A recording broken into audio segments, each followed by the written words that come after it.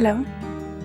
Good morning. जब तक तुम्हारी आवाज न सुन लूं लगता ही नहीं कि सुबह हो गई है। तुम भी जब तक मुझे पुकार नहीं लेते तो आंख नहीं खुलती। तुम पुकारते हो तो लगता है कि अब सब सुनाई दे रहा है। तैयार हो गई हो? कैसी लग रही हो? पता नहीं, आईना तो कुछ नहीं बता रहा। ना बताए, हमें तो आपसे सुनना है। 15 मिनट में पहुंच जाऊं, फिर बताता हूँ। बाय। रुतबा, अरे ये तुम यूनिवर्सिटी के लिए तैयार हुई हो? यूनिवर्सिटी के लिए कौन तैयार होता है? मैं तो उसके लिए तैयार हुई हूँ जिसके साथ यूनिवर्सिटी जाऊंगी। अगर अल्तमश के साथ जाने का प्लान था तो फिर मुझे क्यों बुलाया? कल रात तक नहीं था ना, अचानक से बना। और वापसी पे भी मुझे अल्तमश ही पिक करेगा। हमने लंच करना है ना साथ में। मामू से पूछा? उनसे पूछने की क्या जरूरत है, कोई सीन ही नहीं है, बता दूंगी जाते हुए। अच्छा फिर मुझे देर हो रही है, मैं चलती हूँ। Okay. By the way, assignment submit करवाना है आज, उसका क्या हुआ? हाँ वो बन गया। कैसे हो गया? कल तक तो नामो निशान भी नहीं था। मैं I got it, you very lucky. वैसे काश हमारा भी कोई ऐसा डियर कजन होता। तुम्हें जाने के लिए देर हो रही थी ना, अब जाओ ना प्लीज। क्यों सर पे सवार हो रही हो? तुम कहो ना साफ साफ कि तुम्हारे सर पे अल्तमश सवार है। जाओ।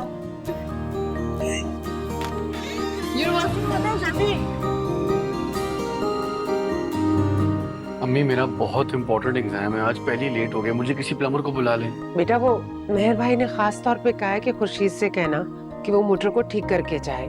तुम अगर एक नजर देख लोगे तो ज्यादा मसला नहीं है। अच्छा अच्छा, मैं देखता हूँ।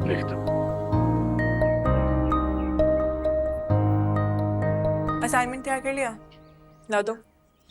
बेटा तुमने असाइनमेंट लेट दिया था ना, खुर्शीद के तो अपने एग्जाम चल रहे हैं, पूरी रात पढ़ता रहे।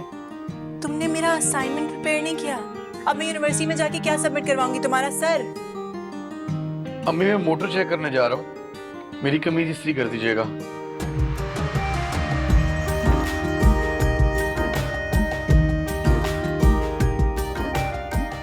खाला, ये खुर्शीद कुछ ज्यादा ही ओवर नहीं हो गया? आप इसको समझा लें, अगर ये नहीं सुधरा ना तो मैं बाबा से इसकी शिकायत लगाऊंगी। वो सही से इसकी तबीयत साफ कर देंगे। बेटा तुम नाराज नहीं, आज तुम्हारा असाइनमेंट कंप्लीट कर देगा। मैं नाश्ता बना के टेबल पे लगा रही हूँ, आके कर लो।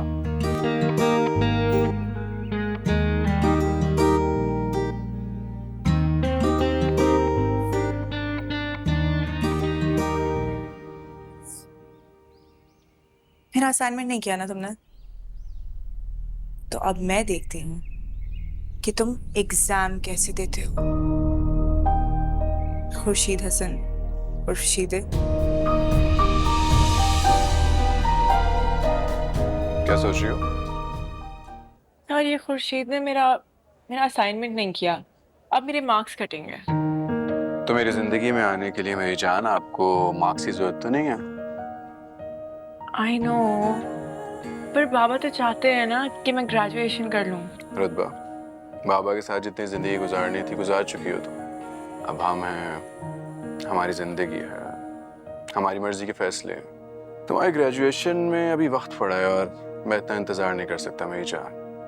मैंने माजी से बात की है, बहुत जल्द शादी की तारीख तय करने के लिए मामू से मिलेंगे वो। सच?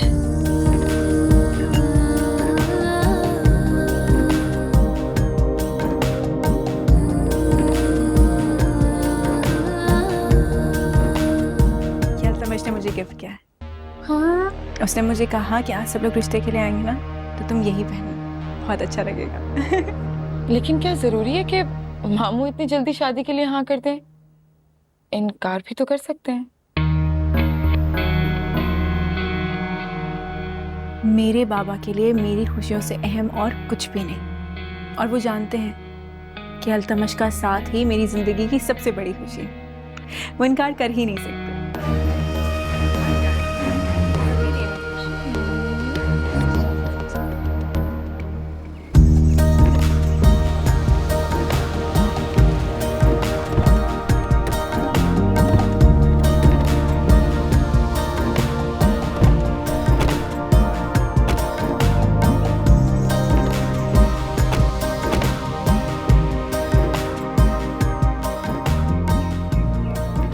आइए आइए, तशरीफ लाइए।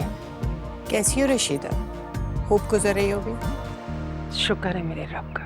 सेहत तो अच्छी लग रही है। बेटा क्या जवान हुआ, तुम तो खुद जवान दिखाई देने लग गई। आप लोग अंदर तशरीफ रखिए, मैं मेहर भाई को इत्तला करती हूँ। मेहर भाई उतने तो हमारे भाई नहीं लगते जितने इन मोहतरमा के लगते। चलिए आप चलिए। हाँ, तुम कितनी अच्छी मेहंदी लगाती हो। मेरी शादी पे भी तुम्हें मेहंदी लगाओगी ना? ठीक है। तो ना शौक है तुम्हें शादी का? वैसे शादी का शौक नहीं है मुझे, तो बस अल्तमश के साथ जिंदगी गुजारने का शौक है। पता है, अल्तमश कहता है कि शादी के बाद हम सारे काम साथ में करेंगे। ऐसी कौन सी मुश्किल चीजें होने वाली हैं तुम लोगों की जिंदगी में जिसकी प्लानिंग अभी से हो रही है? एक चीज लेकिन मुझे जरूर पता है, शादी के बाद ना ये लंबी बच्चों की लाइन लगाई होगी इसने, और तुम ना फिर सिर्फ अल्तमश को पैम्पर्स, दूध, इन चीजों की लिस्ट दे रही होगी। ऐसा कुछ भी नहीं होने वाला, क्योंकि 2-3 साल तक तो सिर्फ हम घूमेंगे, अपना हनीमून एंजॉय करेंगे, पूरी दुनिया साथ में देखेंगे। एक ही बार स्पेस पे चली जाना ना, चांद से हो आना। लेकिन एक बात नहीं भूलना, वापसी पे ना सनोबर पुप्पो ने ये लंबी लिस्ट देनी है तुम्हें रिस्पॉन्सिबिलिटीज की। हमेशा ऐसी ही कोई बात क्यों करती हो? पता है, मैं तो कभी कभी सोचती हूँ कि मैं रौनक पुप्पो से जरूर पूछूंगी कि ऐसा क्या खा के तुम्हें पैदा किया था कि तुम ऐसी बातें करती हो। बेगम साहिबा जी, वो साहब आपको नीचे बुला रहे हैं, मेहमान आ गए हैं। तुम चलो, मैं आई।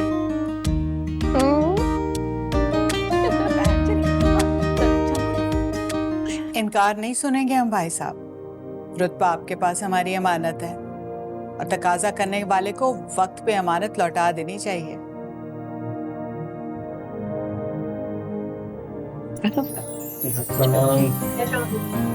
वालेकुम अस्सलाम।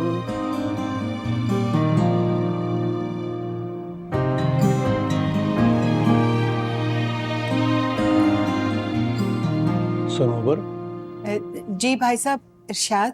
तुमने जब रुतबा का रिश्ता अल्तमश के लिए मांगा तो याद है मैंने क्या कहा था, क्या शर्त रखी थी मैंने?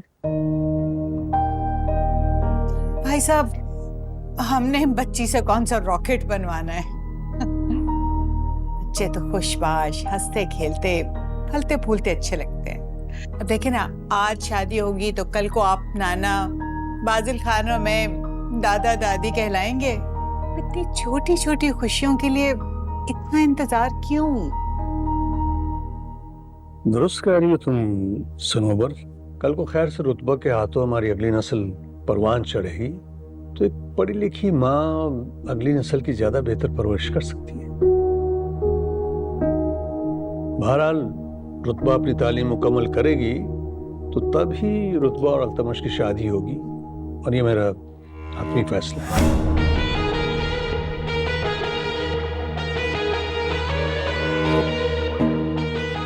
लेकिन भाई साहब, पढ़ाई के बाद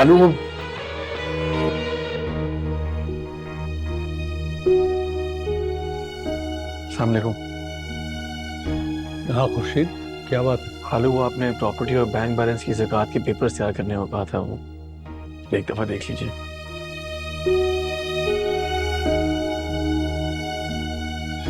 थैंक यू बेटा, शुक्रिया। तुम चलो। ठीक है।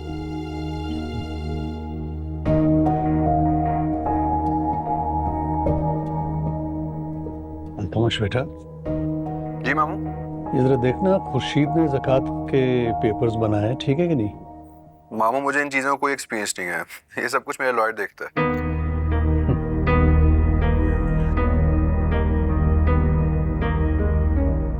यही फर्क होता है बेटा, एक पढ़े लिखे और कम पढ़े लिखे इंसान में।